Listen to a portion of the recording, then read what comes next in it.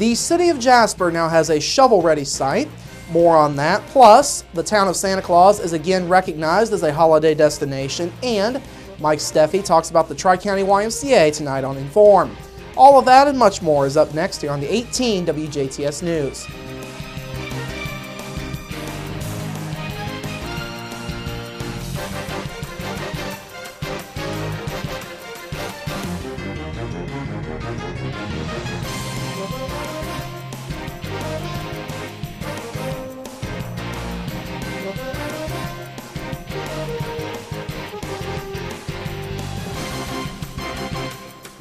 Hello, I'm Bradford Raths. For the second day in a row, there is economic development news in the city of Jasper.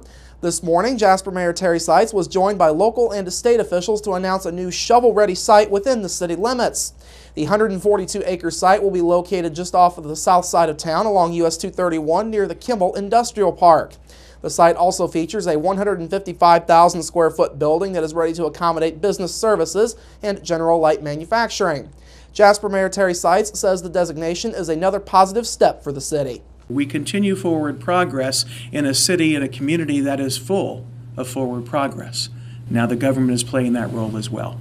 We believe firmly that as Jasper goes, Du Bois County goes, as Du Bois County goes, Southern Indiana goes, and that's our whole drive. Now, the Shovel Ready program is run through the state's Office of Community and Rural Affairs. It is designed as certification for areas across Indiana that have proven to be prepared for economic development and investment opportunities. Lieutenant Governor Sue Ellspermann, who oversees that department, was on hand for this morning's announcement. She says, though there are some who question its effectiveness, the program has produced fine results.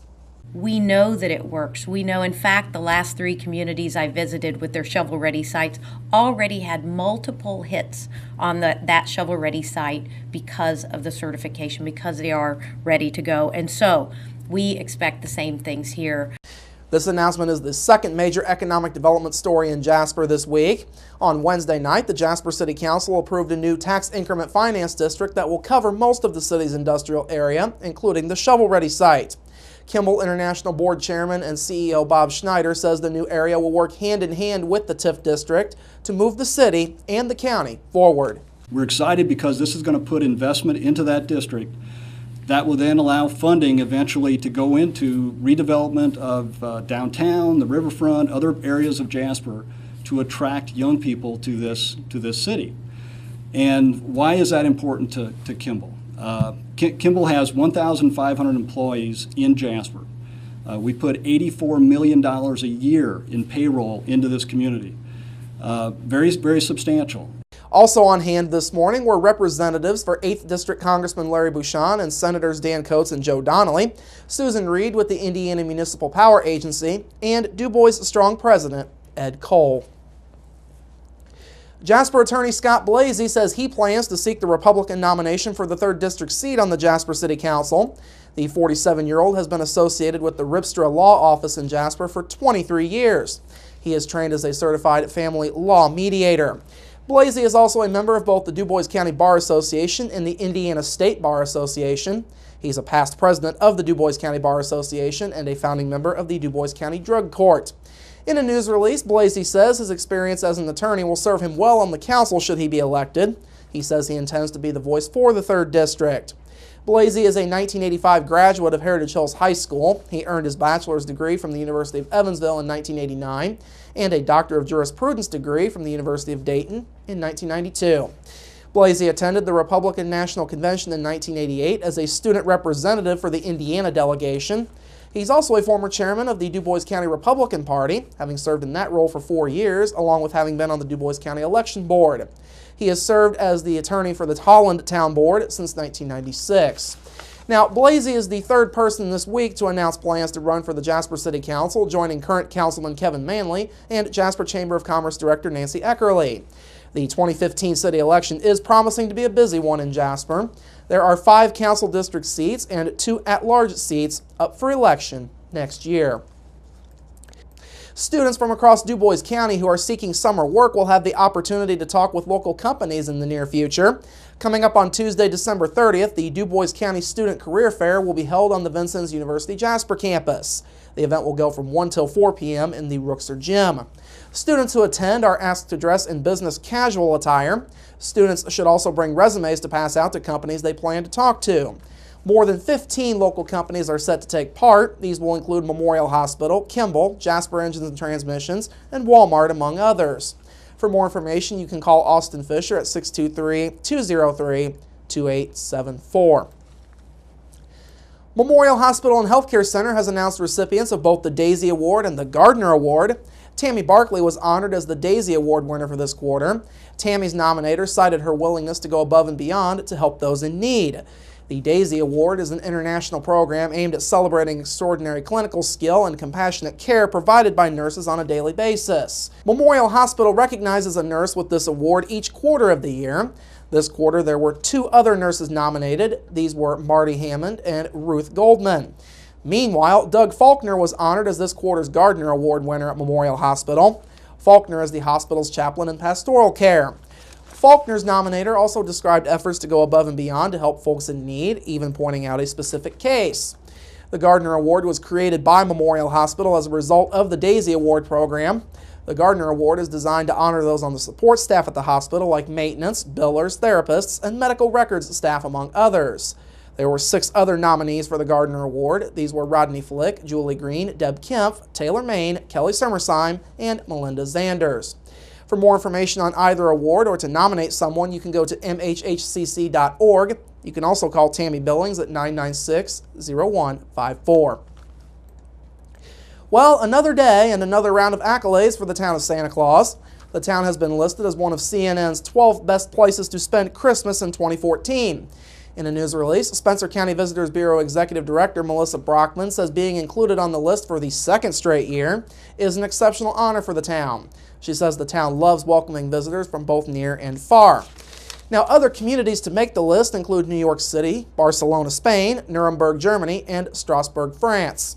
Now, this is the 3rd major recognition for the town of Santa Claus within the last month. Santa Claus was also named to Travel Channel's Best Holiday Attractions list and to Budget Travel's Holiday Fun list. Will Read and Sing for Food has announced its first scheduled show for 2015.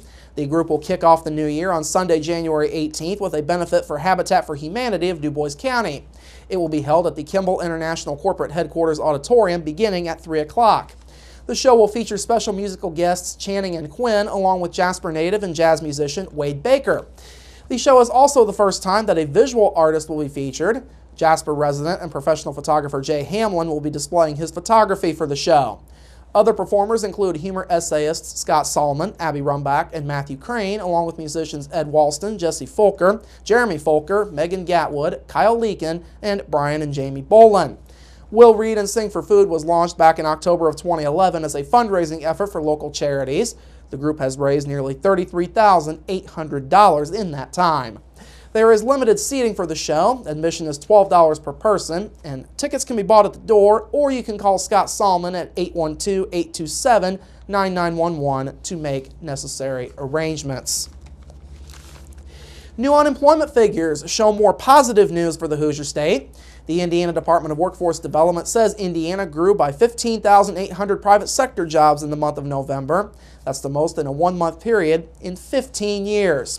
Figures released by the department this morning say the rate of private sector growth in Indiana was double that of the United States last month, highlighted by gains in the professional and business services, trade, transportation and utilities, and manufacturing industries.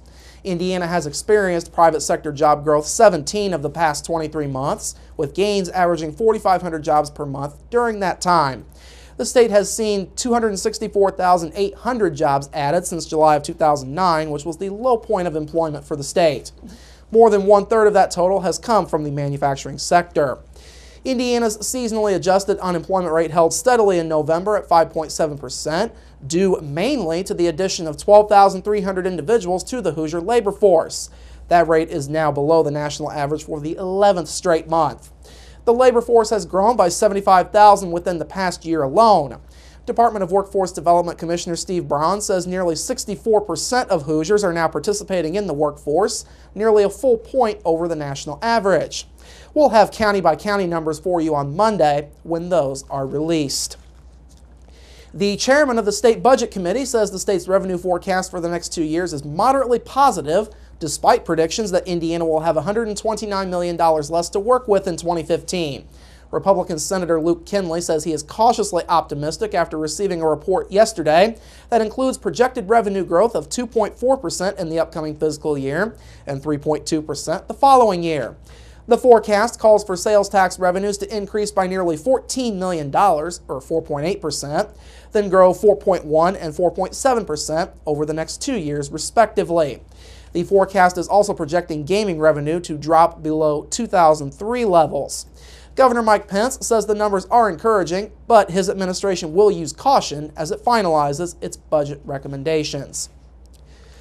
Finally tonight, with the casino revenue in Indiana falling as mentioned, the head of the Casino Association is hoping a new study will show lawmakers how much the state's economy would lose if casinos begin to fail.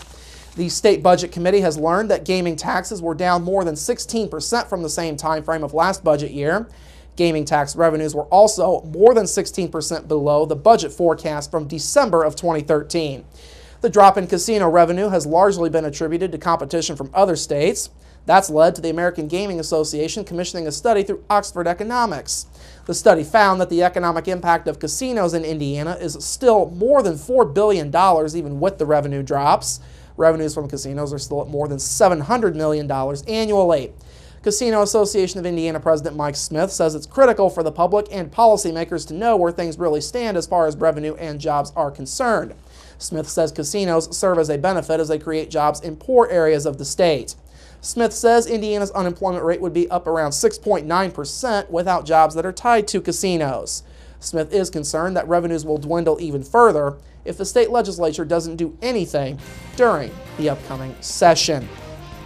All right, coming up after the break, your local forecast, sports with Kurt Guxell, and Inform with Mike Steffi. That's all up next here on the 18 WJTS News. Local people watching local people.